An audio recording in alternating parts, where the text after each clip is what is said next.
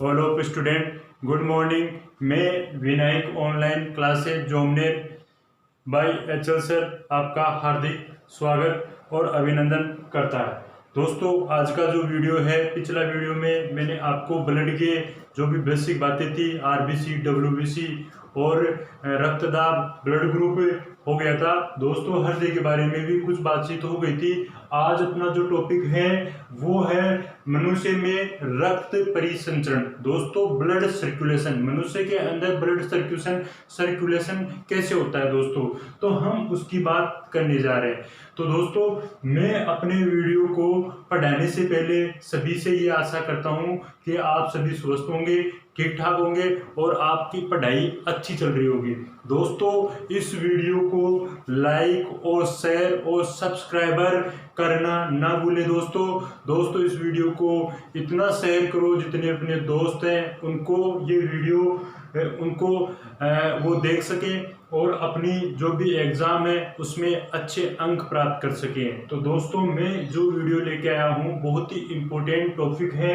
दोस्तों, आज रक्त परिसंचरण तंत्र। दोस्तों, यहाँ से एक क्वेश्चन डेफिनेट एग्जाम में पूछा जाता है, तो मैं आपके लिए मेहनत कर रहा हूँ। तो मैं भी ये चाहता हूं कि आप इस वीडियो को देखें और लाइक करें और शेयर करें और अपनी स्टडी रखें। तो दोस्तों, मैं जो भी पढ़ा रहा हूं आपको, एनसीईआरटी की जो गाइडलाइन है, किताबें हैं, उसी के माध्यम से मैं आपको पढ़ा रहा हूं और जो भी है और अच्छे इंपॉर्टेंट क्वेश्चन में आपको बताने जा रहा हूं। तो दोस्तों, अब मैं वीडियो को स्टार्ट करने जा रहा हूं।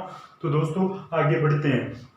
आज का टॉपिक है मनुष्य में रक्त परिसंचरण तंत्र। मनुष्य में रक्त परिसंचरण तंत्र कैसे होता है, ब्लड सर्कुलेशन। देखो दोस्तों, यहाँ ऊपर फेफड़े होते हैं मनुष्य के। क्या होते हैं? फेफड़े होते हैं। बीच में उसका हृदय होता है। क्या होता है? हृदय। हृदय के अंदर 4 चेंबर होते हैं। कितने चेंबर होते हैं? 4 चेंबर या कक्ष होते हैं। नीचे अपना बॉडी का शरीर के ऑर्गन होते हैं। क्या होते हैं? शरीर के ऑर्गन या शरीर के अंग होते हैं। तो दोस्तों, फेफड़ों से अगर अपन बात करें, फेफड़ों से अपने को मिलती है ऑक्सीजन और CO2 को अपन क्या करते हैं? बाहर निकालते हैं। तो दोस्तों, पहला क्वेश्चन एग्जाम की दृष्टि से यहाँ से कौन सा बनता है मैं आपको बताने जा रहा हूं। तो दोस्तों, अगर बात करें, यहाँ होती है पल्मोनरी सीरा। पल्मोनरी सीरा, पल्मोनरी सीरा।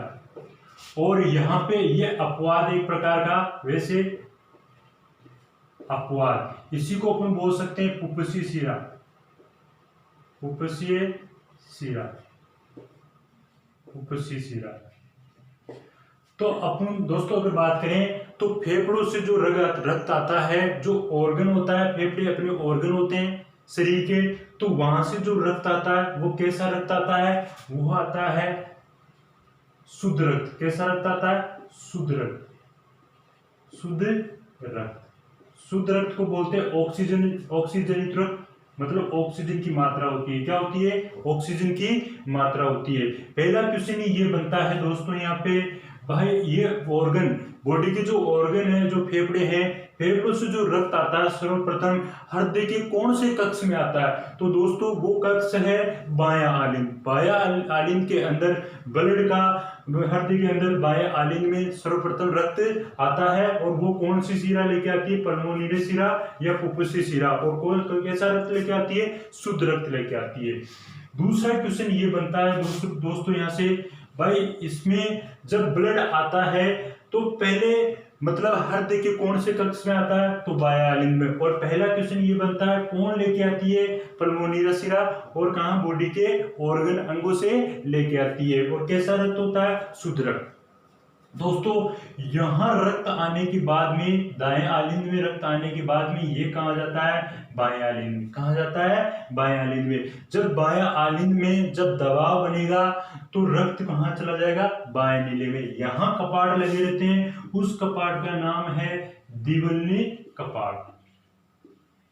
दिवल्ली कपाट, या तो इसको दिवल्ली कपाट बोल दो, या बाइकस्पिड कपाट बोल दो, या फिर इसी का नाम है मिट्रेल कपाट। इसी को आप बोल सकते हैं मिट्रेल कपाट। ये बायां आलिंद और बायां नीले के बीच में पाए जाते हैं। और कितने होते हैं ये कपाट? 2 कपाट होते हैं, इसलिए इसका नाम पड़ गया द्विविलीय कपाट। जब बायां आलिंद में रक्त भर जाएगा तो ये कपाट खुल जाएंगे और रक्त कहाँ चला जाएगा? बायां नीले में। क्योंकि ये कपाट खुल के, कपाट का मतलब होता है कि रक्त को एक दिशा में बहने देना। जब ये रक्त यहाँ जाएगा बाएं नीले में, तो बाएं नीले में भी एक प्रकार का दबाव बढ़ेगा और यहाँ एक कपाट लगा रहता है, उस कपाट का नाम है अर्धचंद्राकार कपाट। अर्धचंद्राकार कपाट, अर्धचंद्राकार कपाट, इसको बोलते हैं अपन अर्धचंद्राकार कपाट। अब यहां से अर्धचंद्राकार कपाट से जो रक्त जाएगा वो कहाँ जाएगा? बॉडी के ऑर्गन में जाएगा। कहाँ जाएगा? बॉडी में जाएगा, मनुष्य के शरीर में जाएगा। ये कौन लेके जाती है? महाधमनी, दैहिक महाधमनी बोलते हैं उसको, दैहिक महाधमनी। शरीर की सबसे बड़ी धमनी होती है, उसको अपन बोलते हैं महाधमनी। अब यहाँ तीसरा क्वेश्चन ये बनता है, बायां आलिंद और दायां नीले के बीच में कौन सा कपाट होता है?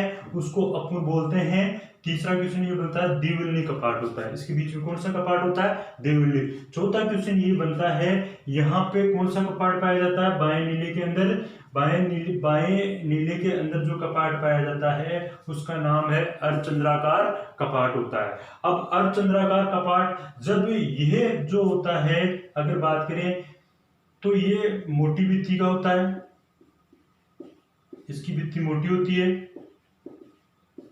और ये मजबूत होता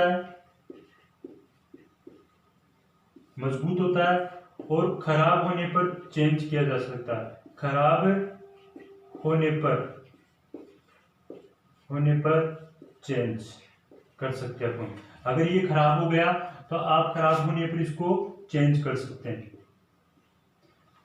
अब बात करते हैं, खराब होने पर चेंज कर सकते हैं। मोटी भित्ति का होता है, मजबूत होता है। ये जो कपाट होता है ये पतली दीवार का होता है और पतली दीवार का होता है और थोड़ा पतली दीवार का होता है, और ये कमजोर होता है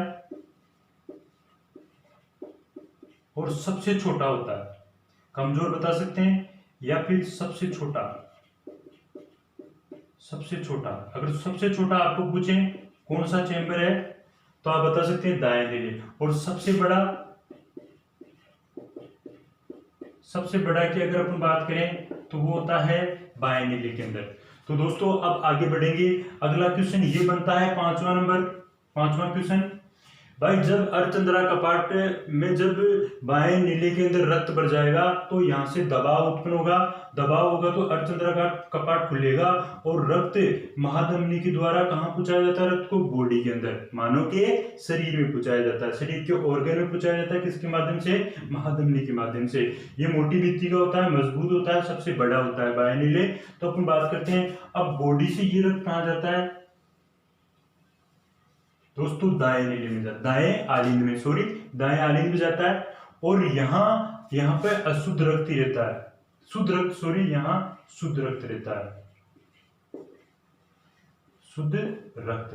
अब बात करते हैं यहाँ से शरीर के जो अंग से, बॉडी से जो रक्त जा रहा है वो कहाँ जा रहा है? दाएं आलिंद के अंदर जा रहा है। तो दाएं आलिंद में ले जाने वाली एक सबसे बड़ी शिरा होती है, उसको बोलते हैं अपन महाशिरा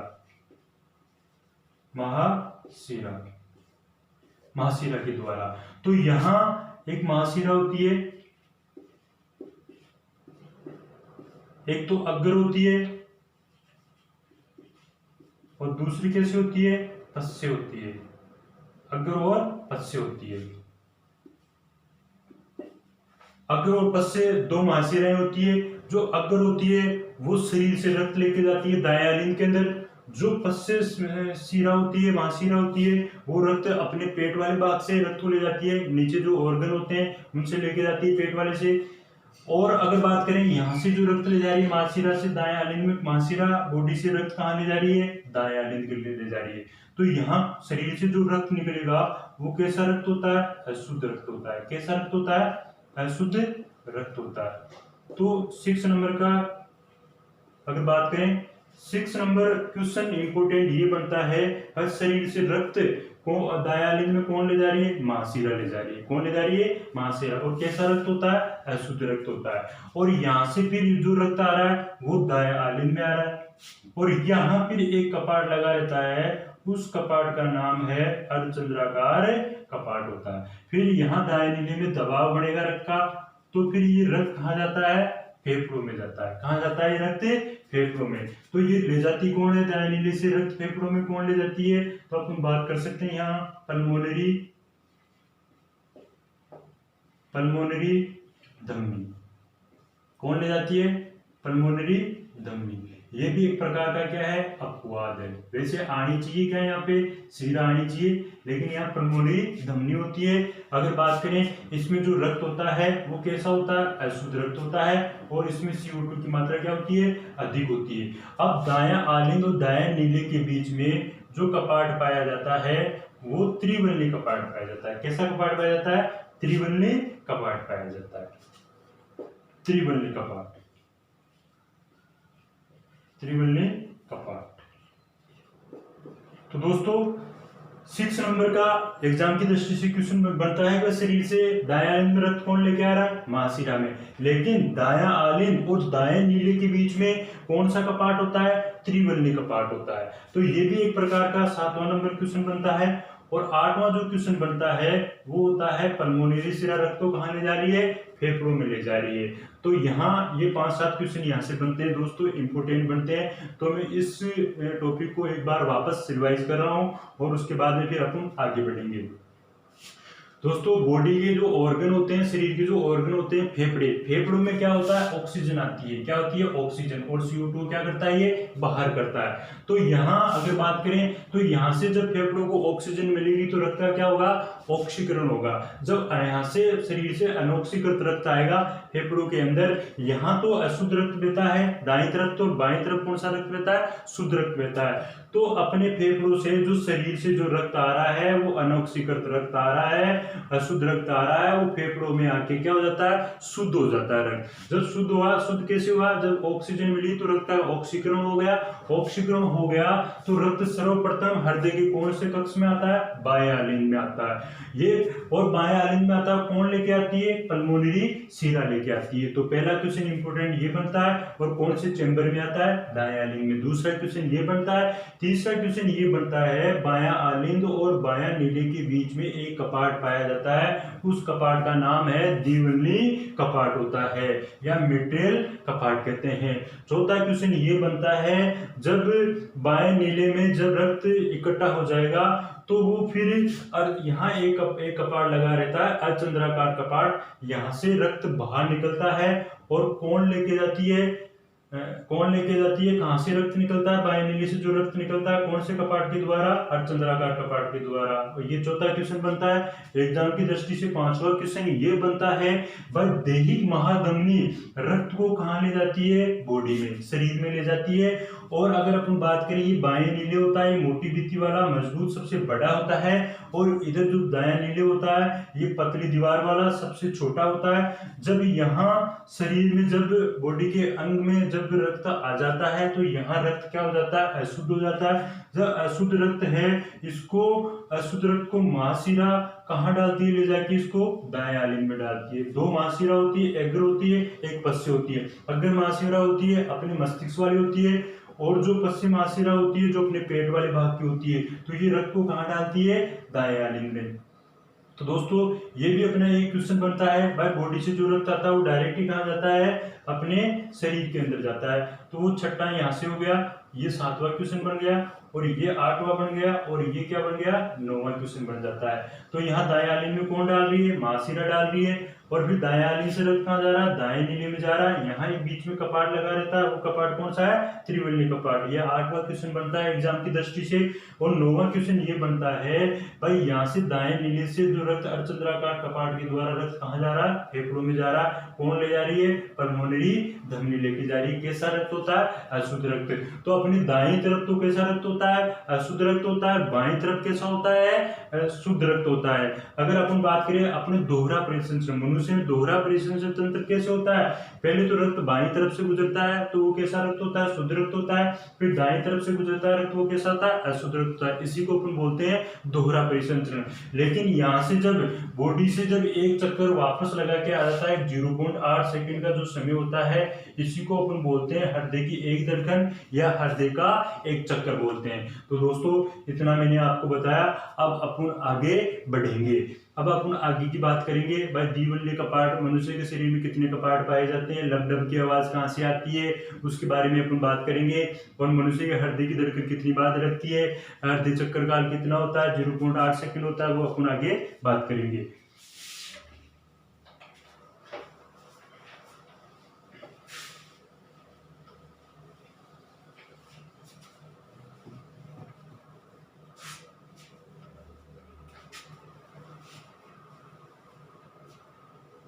दोस्तों अगला क्वेश्चन क्या बनता है एग्जाम की दृष्टि से? मनुष्य में कितने कपाट पाए जाते हैं? मनुष्य में 4 कपाट पाए जाते हैं। कितने कपाट पाए जाते हैं? 4 कपाट पाए जाते हैं। 4 कपाट पाए जाते हैं। पहले कपाट की अगर बात करें, द्विवल्ली कपाट। द्विवल्ली कपाट। दूसरा कपाट होता है त्रिवल्ली कपाट। त्रिवल्ली कपाट। तीसरा अर्धचंद्राकार कपाट। अर्ध चंद्राकार कपाट। चौथा एक और होता है, उसको हम बोल सकते हैं यूस्टेकियन कपाट। यूस्टेकियन कपाट। तो दोस्तों ये कहाँ द्विवल्ली कपाट कहाँ पाया जाता है? मनुष्य के अंदर चार कपाट पाए जाते हैं। कुल तो 4 पाए जाते हैं, वैसे 3 कपाट ही होते हैं मनुष्य के अंदर। प्रकार की बात करें तो 3, कुल कितने होते हैं? 4 कपाट होते हैं। तो द्विवल्ली कपाट कहाँ पाया जाता है? आपको बताया था दायां आलिंद, दायां आलिंद और दायां नीले के मध्य। दायां नीले के मध्य। ठीक है दोस्तों। अगला जो है त्रिवल्ली कपाट। अगर बात करें त्रिवल्ली जो कपाट होता है वो कहां पाया जाता है? बायां नीले, बायां आलिंद और बायां आलिंद और बायां नीले के मध्य। नीले के मध्य पाया जाता है। ठीक है दोस्तों। अब अर्धचंद्राकार कपाट कहां पाया जाता है? जब अपनी फुफ्फुसीय धमनी और फुफ्फुसीय धमनी खुलने के स्थान पे, जो फुफ्फुसीय शिरा थी, फुफ्फुसीय धमनी की, जो रक्त को कहां ले जा रही थी? अपने फेफड़ों में ले जा रही थी। फुफ्फुसीय धमनी की बात कर सकते हैं अपन। और एक अपन बता सकते हैं महाधमनी। फुफ्फुसीय धमनी तथा फुफ्फुसीय धमनी या फिर महाधमनी। महाधमनी, सॉरी यहां इसका है ये पॉइंट, अपन इसका पॉइंट बता रहे हैं। फुफ्फुसीय धमनी तथा महाधमनी के उद्गम स्थान पर, के उद्गम स्थान पर, उद्गम स्थान पर पाया जाता है। उद्गम स्थान पर दोस्तों। ठीक है दोस्तों। अगर बात करें अब ये यूस्टेकियन कपाट कहाँ पाया जाता है? अगर यूस्टेकियन कपाट की बात करें तो ये महाशिरा के खुलने के स्थान पर पाया जाता है। सभी महाशिरा के खुलने के स्थान पे,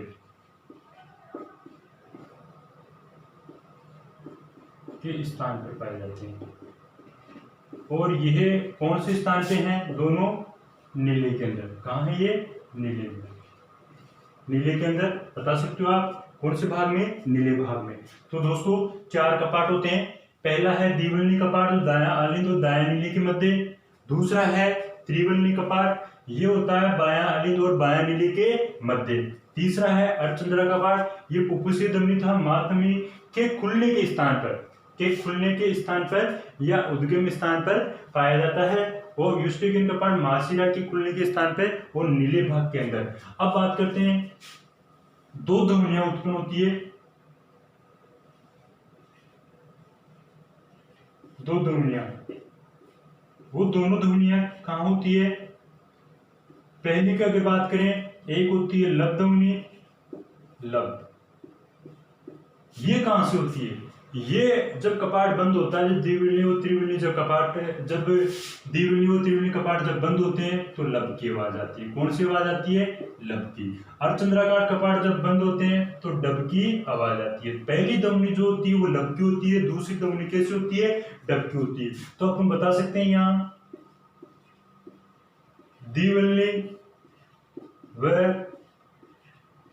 त्रिवल्ली कपाट बंद होने पर लब की आवाज आती है। लब की प्रथम आवाज आती है, ठीक है दोस्तों। दूसरी होती है डब। तो डब की अगर अपन बात करें, अर्धचंद्राकार कपाट बंद होने पर, अर्धचंद्राकार कपाट बंद होने पर दूसरी धमनी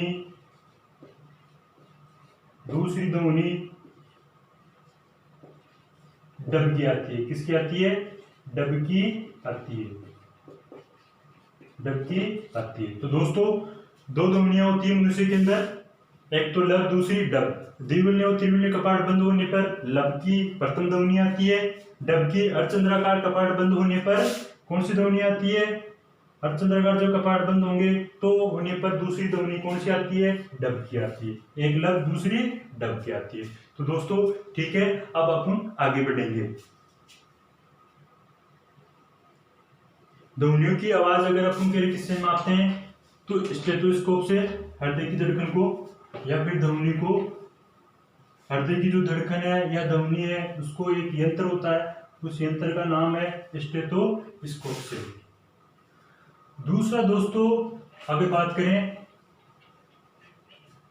हृदय में सूचना का प्रवाह, हृदय में सूचना बोल दो, या फिर आवेगों का प्रवाह,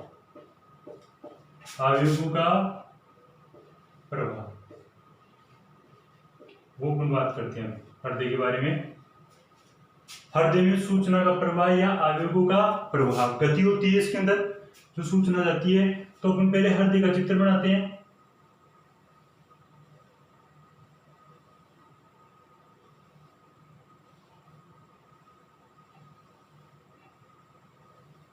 तो दोस्तों ये हृदय है।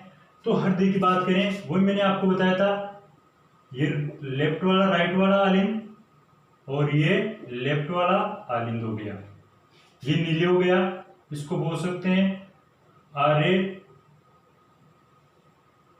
लेफ्ट वाला हो गया, इसको अपन बोल सकते हैं राइट, नीले हो गया, वी, इसको अपन बोल सकते हैं एल वी, बाएं नीले और दाएं नीले। तो दोस्तों यहां क्या होता है, सूचना का प्रवाह कैसे होता है अपन बात करते हैं उसके बारे में। ये दाएं आलिंद होता है, इस दाएं आलिंद के अंदर ऐसे नोड होता है, ऐसे नोड, इसको बोलते हैं साइनो ऑरिकुलर नोड या sinoatrial sinoatrial node. मतलब कहने का मतलब सीरा आलिंद की गुंडी ऐसे नोड, और ये ऐसे नोड कहां पाई जाती है? दाएं आलिंद में। कहां पाई जाती है? दायां आलिंद में। अब ऐसे नोड को अगर अपन बात करें, इसको अपन गति प्रेरक बोलते हैं या वोल्टेज गति प्रेरक बोलते हैं। ऐसे नोड से सूचना कहाँ जाती है? अगर बात करें ऐसे नोड का, अगर बात करें तो ऐसे नोड को ही अपन बोल सकते हैं, ऐसे नोड के हृदय को पेस मेकर भी कहते हैं, पेस मेकर, या इसी को अपन बोल सकते हैं गति प्रेरक बोलते हैं इसको, पेस मेकर बोल दो या गति प्रेरक बोल दो। ऐसे नोड का कार्य क्या होता है? अगर बात करें इसको, ऐसे नोड को हृदय का मस्तिष्क बोलते हैं, ये हृदय की धड़कन का नियंत्रण करता है, इसको हृदय का हृदय भी कहते हैं, हृदय भी कहते हैं। दूसरा हृदय का मस्तिष्क भी कहते हैं, मस्तिष्क भी कहते हैं। इसका इंपोर्टेंट कार्य होता है, इंपोर्टेंट कार्य की अगर बात करें तो इसका इंपोर्टेंट कार्य है, इसको हृदय का पेसमेकर भी कहते हैं। आपको बता सकते हैं इसको हृदय का पेसमेकर, हृदय का पेसमेकर कहते हैं, हृदय का हृदय भी कहते हैं और हृदय का मस्तिष्क भी कहते हैं। इसका कार्य है हृदय की धड़कन का नियंत्रण करना, हृदय की धड़कन का नियंत्रण करना, उसका हृदय की धड़कन का नियंत्रण करना। और इसके अंदर एक धातु पाई जाती है, वो होती है सिलिकॉन। ऐसे नोड के अंदर, पेसमेकर के अंदर एक धातु पाई जाती है, उसको सिलिकॉन बोलते हैं, या दायां आलिंद के अंदर या इसके अंदर, ऐसे नोड के अंदर। अब इसके बाद में ये सबसे व्यस्त अंग है, सबसे व्यस्त अंग है, क्योंकि ये निरंतर धड़कता रहता है, सबसे व्यस्त अंग है। एक कृत्रिम हृदय है, कृत्रिम पेसमेकर होता है, कृत्रिम पेसमेकर के अंदर यूरेनियम पाया जाता है, कृत्रिम पेसमेकर। अपने कई बार पेसमेकर खराब हो जाता है तो कृत्रिम पेसमेकर लगाया जाता है, तो उसमें एक धातु होती है, उस धातु का नाम है यूरेनियम। ठीक है दोस्तों, अगर बात करें अपन यहाँ पे जो दायां आलिंद होता है, दायां आलिंद की अगर बात करें तो दायां आलिंद के अंदर ऐसे नोड होता है, ऐसे नोड को साइनो और टेल नोड बोलते हैं, या साइनो या सिरा आलिंद गुंडी बोलते हैं। तो इसको हृदय का पेसमेकर भी कहते हैं, ऐसे नोड को, ये दायां आलिंद में पाया जाता है। इसी को अपन गति प्रेरक भी बोलते हैं, और ये हृदय का हृदय भी कहते हैं ऐसे नोड को, और हृदय का मस्तिष्क भी करते हैं। और ये कार्य है हृदय की धड़कन का क्या करता है? नियंत्रण करता है। इसकी पेसमेकर या ऐसे नोड के अंदर धातु होती है, उसको सिलिकॉन बोलते हैं, और ये ऐसे नोड सबसे व्यस्त अंग होता है शरीर का। ठीक है दोस्तों, अब यहाँ क्या होता है? यहाँ एवी नोड होता है, एवी नोड। आवेगों से जो आवेग होते हैं, आवेग से जो सूचना आती है, वो सूचना कहाँ आती है? ऐसे नोड से एवी नोड के अंदर आती है। ये कहाँ होती है? अंतर आलिंद नीले पट में होती है, अंतर आलिंद नीले पट, इसको बोलते हैं सेप्टम। क्या बोलते हैं इसको? सेप्टम। अंतर आलिंद नीले पट, अंतर आलिंद नीले पट के बीच में एवी नोड होता है। एवी नोड को बोलते हैं आर्ट्रियल वेंट्रिकुलर, इसको हम बोल सकते हैं आर्ट्रियल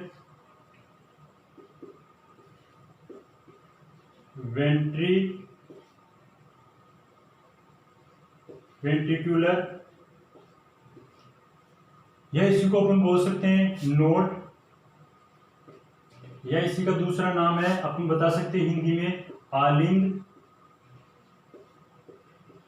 नीले की गुंडी, आलिंद नीले की गुंडी, आलिंद नीले की गुंडी या आर्ट्रियल वेंट्रिकुलर नोड बोलते हैं इंग्लिश में। अब यहां से जो सूचना आती है, वो सूचना जब यहाँ एवी नोड के अंदर आ जाती है, एवी नोड से जो सूचना का प्रवाह या आवेग संचरित होता है, सूचना संचरित होती है या आवेग संचरित होता है, वो कहाँ होता है? वो यहाँ होता है। यहां से दो निकलते हैं हिज के bundle, bundle of his, bundle of his, या हिज की पुलिकाएं बोलते हैं, इसी को अपन बोल सकते हैं हिज की पुलिकाएं, हिज की पुलिकाएं बोलते हैं इसको, या बंडल ऑफ हिज बोल सकते हैं। यहां से दो बंडल ऑफ हिज निकलते हैं, हिज की पुलिकाएं निकलती है। यहां पुलिकाओं से परकिंचे तंतु निकलते हैं, परकिंचे तंतु फाइबर निकलते हैं, परकिंजे के तंतु निकलते हैं। वो परकिंजे के तंतु ऐसे ऐसे किनारों से निकलते हैं, परकिंजे के तंतु, और इन परकिंजे के तंतुओं के ऊपर ऐसी संरचनाएं होती है। परकिंजे के तंतुओं पर हृदय पेशियां होती है, हृदय पेशी, हृदय पेशी, हृदय पेशी की बात करें तो ये कभी थकती नहीं है, कभी भी थकती नहीं है, निरंतर धड़कती रहती है और धड़कन धड़कती रहेगी, क्योंकि कभी भी थकती नहीं, इनमें थकान नहीं आती। तो दोस्तों कहने का मतलब ये है, आलिंद होता है, आलिंद के अंदर जो होता है ऐसे नोड होता है, ऐसे नोड से जो आवेग या सूचना कहाँ आती है, एवी नोड, एवी नोड सूचना को आगे संचरित करती है, कहाँ करती है, एवी नोड को अपन बोलते हैं आर्टरी वेंट्रिकुलर नोड। यहाँ से जो सूचना आएगी वो बंडल ऑफ हिज में आएगी, दो बंडल ऑफ हिज निकलेंगे, और बंडल हिज से जो सूचना आएगी परकिंचे तंतु में आएगी, और परकिंचे तंतु से जो सूचना हृदय पेशी में आएगी। जो यहाँ से जो हृदय पेशियां होती है ये परकिंजे के तंतु होते हैं, और इनके ऊपर हृदय पेशियां लगी रहती है, और ये निरंतर क्या होती है, धड़कती रहती है, इनमें कभी भी थकान नहीं आती है, इसलिए अपनी धड़कन क्या होती है, धड़कती रहती है। लेकिन दोस्तों अगर अपनी धड़कन नहीं धड़केगी तो व्यक्ति की मृत्यु हो जाती है, तो ऐसे निरंतर धड़कती रहती है। अब दोस्तों अपन आगे बात करेंगे, तो इसे अपन बता सकते हैं हृदय में सूचना का प्रवाह कैसे होता है, वो यहाँ मैंने आपको दोस्तों बताया। यहाँ पे ऐसे नोड से एवी नोड, एवी नोड से bundle of his, bundle of his से परकिंचे तंतु, हृदय पेशियां, ये निरंतर धड़कती रहती है। तो दोस्तों इसके बारे में मैंने आपको बताया है, अब अपन आगे की बात आगे करेंगे।